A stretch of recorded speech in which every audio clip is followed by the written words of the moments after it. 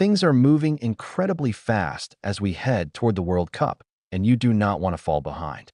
Make sure you hit subscribe and turn on that notification bell right now so you get our breaking news updates the literal second they drop.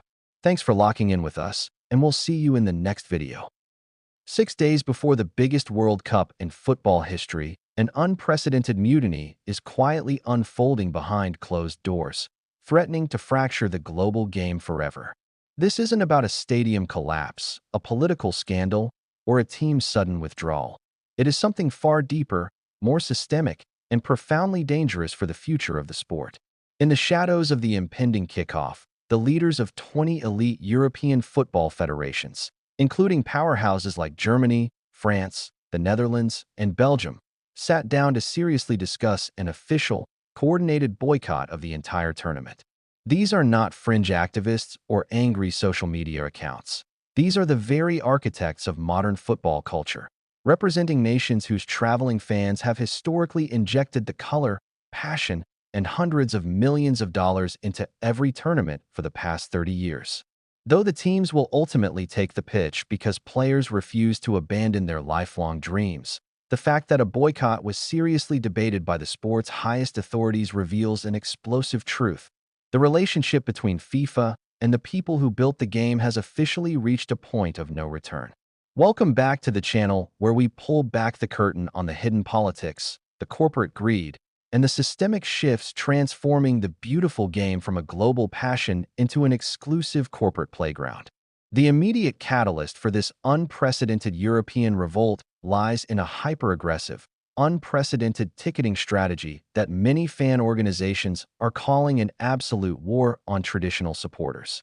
For the 2026 final, top-tier ticket prices have officially skyrocketed toward an astronomical $8,000, driven by a highly controversial mechanism known as dynamic pricing. In practice, fans sitting in digital queues watched in horror as the cost of tickets literally spiked while sitting inside their online purchasing carts, pricing out the very people who have spent 4 years saving every penny to support their nations. This corporate maneuver prompted Football Supporters Europe, one of the continent's most respected and legally structured organizations, to file a formal, massive legal complaint with European authorities, accusing FIFA of flagrantly abusing its global monopoly to violate fundamental consumer protection laws. When confronted with the reality of excluding the traditional fan base, the governing body's response was chillingly dismissive, stating they were simply adapting the tournament to the lucrative realities of the North American market, an explanation that confirmed the worst fears of the global football community.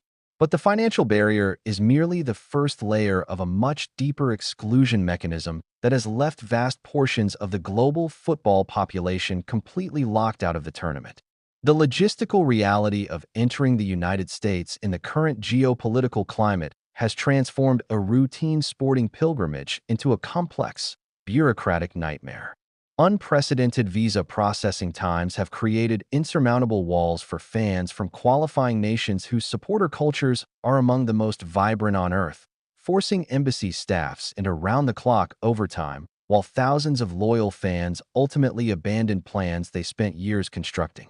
The gravity of the situation shifted from a logistical headache to a full-blown institutional crisis in late March, when Amnesty International issued a sweeping report labeling the current host nation's border environment a human rights emergency.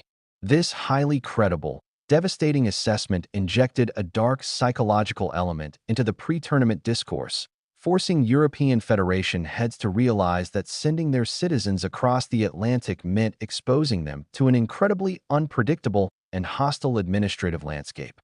As if the financial and geopolitical crises weren't enough to sink the tournament's credibility, a devastating environmental analysis published just days ago has exposed a massive, hypocritical gap between corporate marketing and global reality. The report meticulously demonstrates how the newly expanded 48-team format, combined with wildly scattered host cities stretching across 3 massive nations, will actively worsen the global climate crisis through an unprecedented, astronomical volume of intercontinental flights. For teams and fans to navigate the immense distances between venues, tens of thousands of additional flights are mandatory to make the tournament structurally viable. This stark reality completely dismantles FIFA's public sustainability pledges, exposing a deep corporate hypocrisy that resonates with a European supporter base that now deeply values environmental responsibility. As if the financial and geopolitical crises weren't enough to sink the tournament's credibility, a devastating environmental analysis published just days ago has exposed a massive, hypocritical gap between corporate marketing and global reality. The report meticulously demonstrates how the newly expanded 48-team format, combined with wildly scattered host cities stretching across three massive nations, will actively worsen the global climate crisis through an unprecedented, astronomical volume of intercontinental flights. For teams and fans to navigate the immense distances between venues, tens of thousands of additional flights are mandatory to make the tournament structurally viable. This stark reality completely dismantles FIFA's public sustainability pledges, exposing a deep corporate hypocrisy that resonates with a European supporter base that now deeply values environmental responsibility. The tournament's structural blueprint has prioritized sheer commercial volume over planetary health, creating an unsustainable model that serious climate scientists are now calling impossible to defend. Historically, FIFA has proven remarkably adept at navigating severe pre-tournament turbulence and watching the magic of the pitch erase institutional sins. In 1978, the World Cup went ahead in Argentina under the dark shadow of a brutal military junta, producing iconic football moments that history can never fully separate from the political terror surrounding them. In 2018, deep international anxieties regarding safety and hospitality in Russia quickly dissolved into a warm, celebratory atmosphere the moment the matches actually began. Even Qatar in 2022, which faced a decade of sustained human rights controversies and intense player protests, ultimately delivered some of the most dramatic, captivating football in recent memory, allowing the governing body to declare total victory. But the critical difference defining 2026, the structural flaw that might finally break FIFA's historical streak of survival, is that these grievances are no longer about abstract political regimes or distant ethical debates. They are deeply personal, practical, day-to-day frustrations experienced by real people who found their ticket prices manipulated, their visas denied, and their hotel rooms canceled by FIFA's own massive accommodation blocks. The erosion of confidence has reached such a staggering level that even Sepp Blatter, the man who dictatorially ran FIFA for 17 years and expanded the World Cup across 5 continents, publicly backed formal advice telling fans to stay away from the United States portion of the tournament. When the former architect of the modern global game explicitly states that the conditions created by his own successor are entirely unrecommendable for traditional match-going supporters, the narrative of normal pre-tournament noise completely disintegrates. This systemic failure is already showing up in the hard economic data, with hotel bookings across major American host cities tracking significantly below historical baselines, even dropping below what those cities typically experience during an average summer without a major sporting event.